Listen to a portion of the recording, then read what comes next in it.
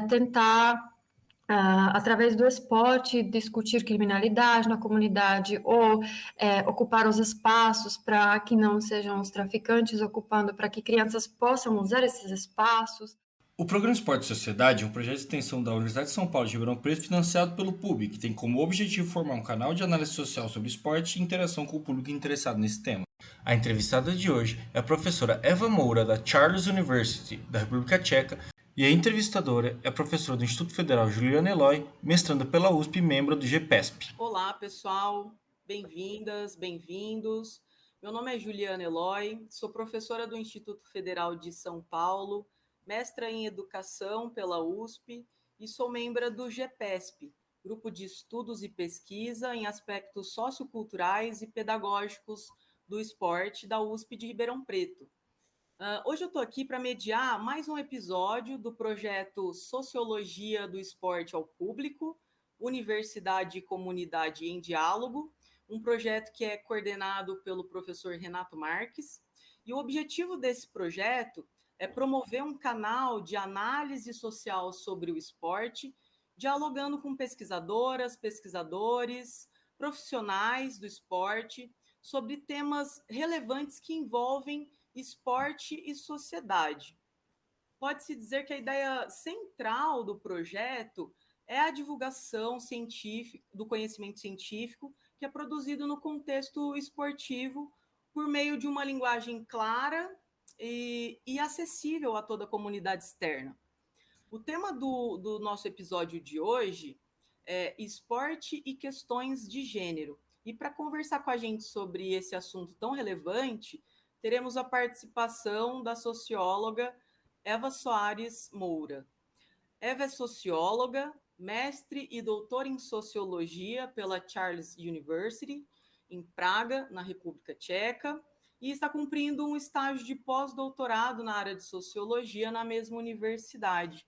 O seu foco de pesquisa, seu foco acadêmico, centra-se nas disciplinas de estudos esportivos, sociologia, estudos de gênero, estudos de desenvolvimento e estudos da juventude. Eva, gostaria de agradecer o aceite da sua participação no projeto. Agradeço também toda a disponibilidade, a atenção e os esforços que foram feitos para que a gente pudesse efetivar e tornar possível esse nosso diálogo hoje, já que geograficamente estamos bem distantes, né? E com fuso horário diferentes e as demandas de rotina. Então, agradeço você ter se organizado para a gente trocar essa ideia hoje. Seja muito bem-vinda. Bom dia ou boa tarde. Primeiramente, agradeço eu, Juliana, também pelo convite e pela paciência, que nem você comentou, a gente precisava se organizar para dar tudo certo, para tudo se alinhar, né, horários e a rotina. Então, para mim, é uma honra estar aqui e poder conversar sobre esse tema, porque eu acho que é importante a gente abrir um diálogo com as comunidades, com a comunidade não acadêmica e trazer o conhecimento que a gente produz através das nossas pesquisas para eles se beneficiarem, porque muitas vezes eu acho que a gente esquece qual é o impacto na sociedade das nossas pesquisas que a gente realiza. Então, se esse for um dos impactos, se puder, talvez, através dessa conversa, criar algum impacto em alguém ou as organizações, quem seja que vai nos ouvir, isso vai ser muito gratificante, porque é uma pena o conhecimento ficar só em forma de artigos que esses indivíduos, essa comunidade, público, não tem acesso para ler, né? Então, é bom a gente também abrir esse espaço e conversar sobre, principalmente também sobre o gênero e sexualidade. E pronto, então, muito obrigada pela essa oportunidade. A gente que agradece. E é isso, vamos oportunizar o acesso aí ao conhecimento científico, né, Eva? Bom, então vamos começar. Recentemente, Eva, você desenvolveu uma pesquisa no contexto brasileiro que teve como objetivo explorar criticamente como os jovens queer experimentam programas esportivos ligados a projetos sociais. Então, para a gente iniciar a nossa conversa, eu gostaria de destacar alguns conceitos centrais que orientaram o seu estudo, até para quem está nos ouvindo, né, se situar aí com relação a esses termos, a esses conceitos. Então, você poderia explicar para a gente o que é ser queer, o que é a teoria queer e como esse referencial teórico ele pode contribuir para uma análise da nossa sociedade? Vamos lá, ótimo. Acho que esses conceitos, para iniciarmos, são essenciais para a gente explicar. Então, ser queer, o que é isso? Isso significa, ou refere-se a uma identidade e é um termo que se, na verdade, originou como uma expressão para a gente desafiar as categorias tradicionais de identidade de gênero e orientação sexual. E na linguagem cotidiana, podemos dizer que queer é usado como uma forma de se identificar, os indivíduos se identificarem fora das normas heteronormativas e cisnormativas. Então, a teoria queer, ela nos ajuda a questionar e criticar as normas sociais que são relacionadas ao gênero e à sexualidade e desconstruir as categorias tradicionais e binárias, como, por exemplo, homem, mulher, heterossexual, homossexual, e nos ajuda a explorar digamos, complexidade e fluidez dessas identidades, porque elas não são fixas, né? E teoria queer também, ela pode nos ajudar a examinar as estruturas de poder que podem perpetuar a discriminação e a marginalização baseado ou com base na orientação sexual e identidade de gênero. Então, para mim, essa abordagem teórica é interessante a gente usar, apesar de eu não ter digamos, uma formação em Gender Studies, e eu tinha que, do zero, começar a estudar e entender o que isso quer dizer, né? O que é queer, quando a gente quer trabalhar com esse termo de uma forma teórica e aplicar para analisar os dados através desse olhar. Então, ela pode nos ajudar a analisar a sociedade, sim, através dessas críticas das normas culturais e sociais que elas marginalizam e excluem os indivíduos que se não se encaixam, né, nos padrões tradicionais. Então, ela nos encoraja a questionar, questionar as noções, os conceitos preconcebidos sobre a identidade de gênero e a orientação sexual e promover, digamos, uma compreensão mais inclusiva, mais sensível das experiências humanas. E é muito importante a gente reconhecer que existe uma diversidade e uma fluidez dessas experiências. Então, não sei se eu expliquei bem, se ficou claro, mas eu diria que é isso, para entender um pouco o que é queer. Eva, ficou claro sim. Acho que esse questionamento, né, das normas sociais relacionadas a gênero, a sexualidade, as caixinhas, né, ou é uma coisa ou é outra. Então, realmente a gente entende a partir da sua fala, dá para entender esse posicionamento de enfrentamento, né, da teoria queer, dos estudos, né, dessa teoria. Então, muito obrigada por esses esclarecimentos. E seguindo, né, essa lógica de entender alguns conceitos a priori, Eva, gostaria que você falasse sobre o que é heteronormatividade, como ela impacta nas relações sociais em um ambiente esportivo frequentado por jovens queer. Uhum. Pronto, é um outro termo que é importante explicar, porque a heteronormatividade, ela se refere a uma suposição cultural de que a heterossexualidade é norma, é um padrão, é algo esperado. E ela é considerada como, né, o único modo como, digamos, normal, entre aspas, como algo que é normal quando falamos de orientação sexual. Então, essa ideia de que existe alguma norma, alguma coisa que é normal, automaticamente exclui, estigmatiza as outras formas né, que existem e outras formas de orientação sexual ou orientações sexuais podem ser vistas como, né, igual eu falei, como uns desvios, como algo negativo, né? Talvez não negativo, mas, enfim, não abnormais, digamos, algo que não se simplesmente encaixa. E se a gente, ou alguém que não se encaixa naquele padrão que a sociedade considera que é normal e que é assim que deveria ser.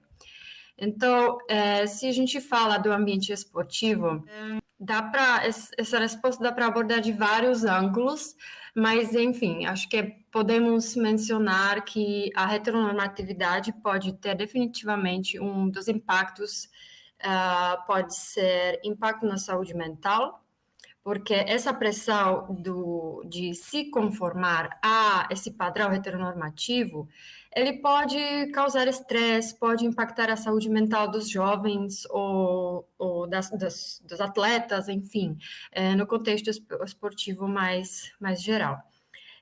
Eles podem ter medo de discriminação, rejeição ou até violência, e isso gera né, a ansiedade, afeta negativamente a qualidade de vida deles, né, também.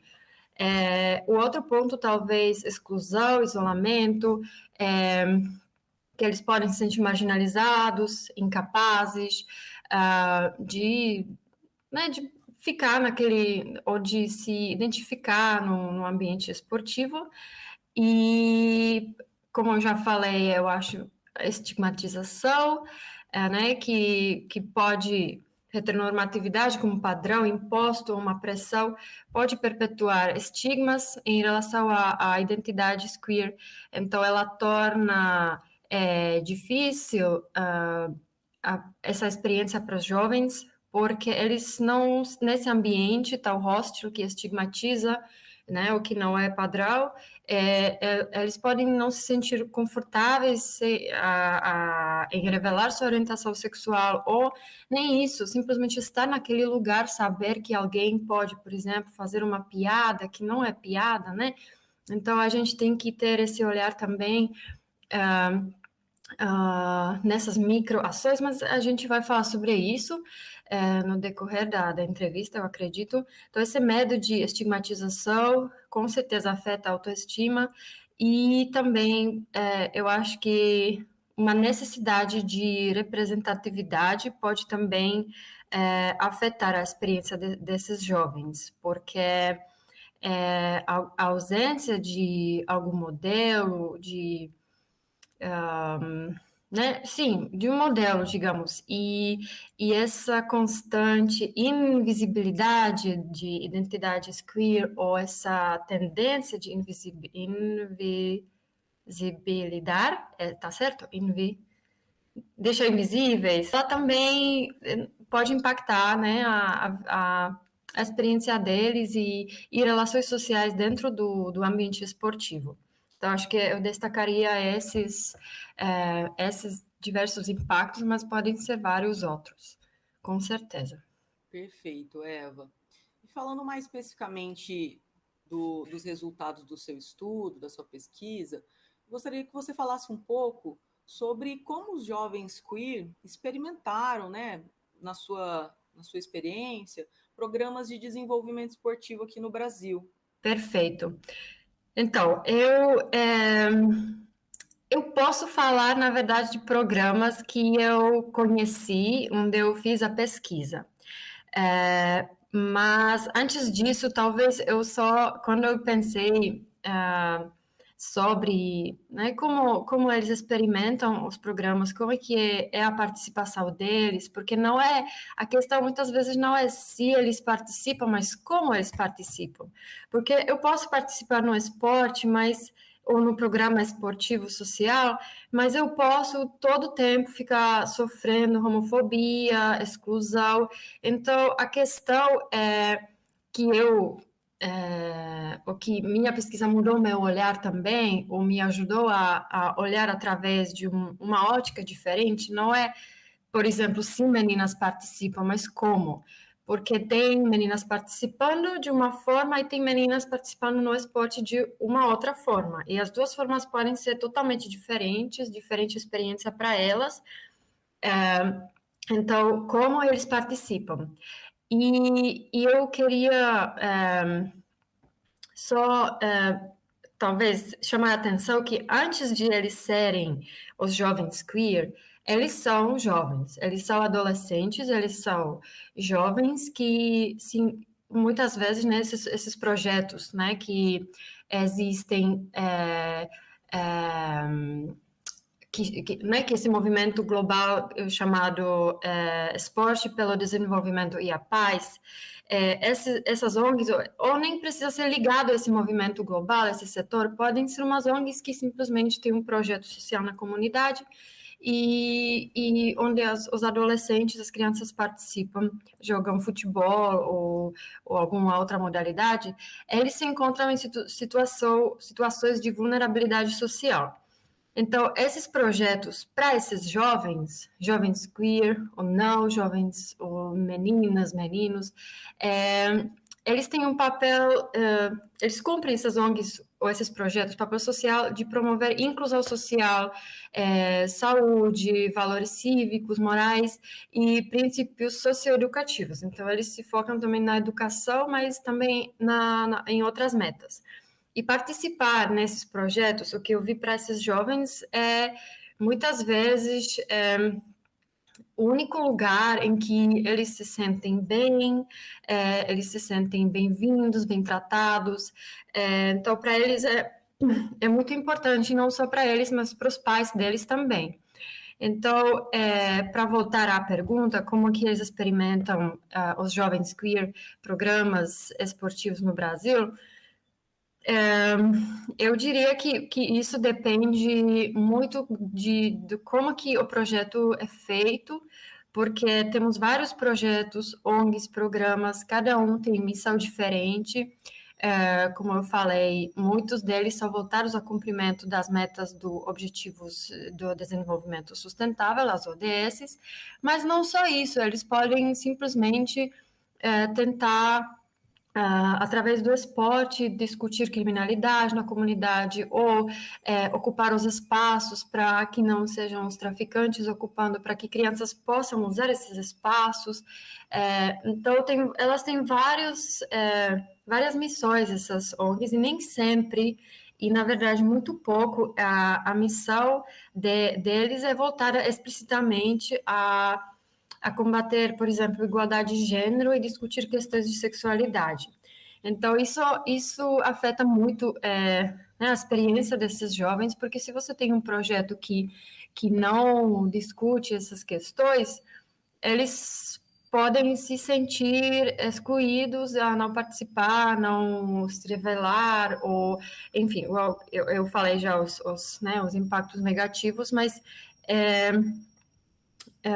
então, é difícil generalizar, porque tem ONGs que se focam nessa temática, e lá eu acho que a gente vai falar sobre isso também, e lá tem outro impacto nos jovens, eles experienciam de outra forma, como um espaço seguro, mas podem ter ONGs onde eles não se sentem bem-vindos, não se sentem bem, e eu acho que isso varia muito. Então, eu, é, eu acho que a gente precisa ainda pesquisar um pouco mais sobre esse tema, porque o que eu pesquisei, né, eu falei com vários jovens queer e funcionários também, mas ainda não fiz nenhum estudo mais amplo focado somente nessa temática para entender melhor, mas eu acredito que pode ter uns espaços que eles não participam, não se sentem bem, mas o esporte, né, ele é um imã, ele atrai muitos jovens querem virar jogador profissional, por isso que eles participam nesses projetos, ou eles querem, né, treinar ou jogar futebol em um espaço seguro para se divertir, ou os pais colocam eles lá porque, né, para não ficarem na rua. Então, esses projetos, eles na comunidade cumprem um papel muito importante e ainda a gente precisa entender o melhor como que jovens queer, se eles participam nesses projetos e se não, onde eles estão e o que a gente pode, na verdade, fazer para que eles estejam nesses espaços também e para tornar esses espaços mais inclusivos, porque se eles não estão lá, deve ser um motivo que, né, eles não, obviamente, não se sentem bem lá, então a gente precisa fazer uma mudança e se focar nesse tema e incluí-los, do jeito que aconteceu com meninas, né? Cadê as meninas? Por que não estão jogando futebol junto com os meninos? Então, ONGs começaram a ter esse olhar, vamos incluir tanto meninas como meninos, vamos criar um projeto voltado ao gênero, vamos chamar as meninas da comunidade, onde elas estão, porque estão dentro de casa, então vamos chamar essas meninas. Aí foi isso, né? Que aí começaram a incluir mais meninas, a discutir a questão de gênero, trazer esse diálogo. Então, eu acho que com os jovens queer deveria acontecer a mesma coisa. Se eles não estão lá nesses espaços, onde eles estão? E também como é que a gente, né, vai saber se eles não por exemplo, se você não conversa com a pessoa e ela não se revela, muitas vezes você não sabe. Eles podem estar lá, mas a gente pode não saber porque eles não se sentem bem para se revelar e tá tudo, sabe? Então, a gente precisa criar esses espaços definitivamente mais inclusivos e sensíveis para essas experiências, para esses indivíduos. Espero que eu respondi, desculpa. Respondeu muito bem. Eu acho que você bem colocou o contexto, né? O contexto do Brasil de desigualdades, de falta de acesso aos direitos básicos, né, de vida. E o esporte é um dos direitos que está longe de ser oportunizado a todos e todas, infelizmente. E você bem trouxe também a função social dessas ONGs, fazendo essa linha intermediária, né, de acesso aos direitos. E pegando esse gancho, como é que as identidades queers são reconhecidas ou foram reconhecidas, né, nos projetos que você teve mais proximidade, na prática esportiva de jovens? Então, como essas identidades elas foram reconhecidas? Como era o posicionamento, né, dos projetos, das ONGs, relacionado a esse tema? Certo, então aqui eu acho que caiba falar um pouco sobre os objetivos de desenvolvimento sustentável da ONU,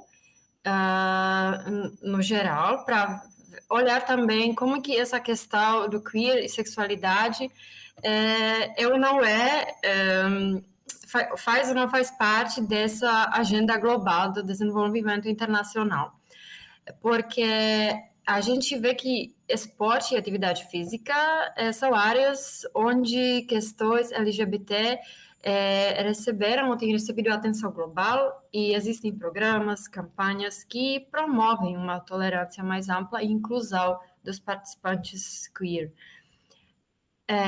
Mas se a gente fala especificamente sobre esse movimento Esporte pelo Desenvolvimento e a Paz, existem vários projetos, várias ONGs, cada um tem missão diferente, mas os Objetivos de Desenvolvimento Sustentável não exigem explicitamente a promoção dos direitos LGBT.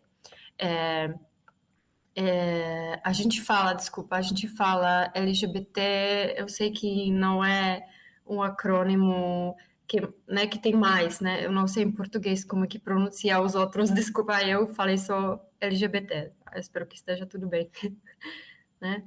Então, então voltando, os Objetivos de Desenvolvimento Sustentável, eles não exigem, né, explicitamente promover direitos dos indivíduos LGBT, e eles também foram ignorados por essas iniciativas nos níveis nacionais e internacionais.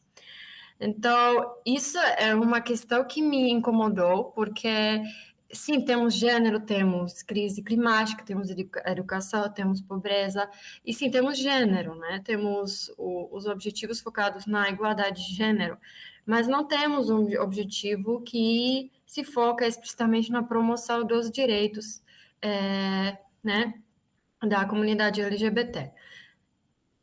Aí,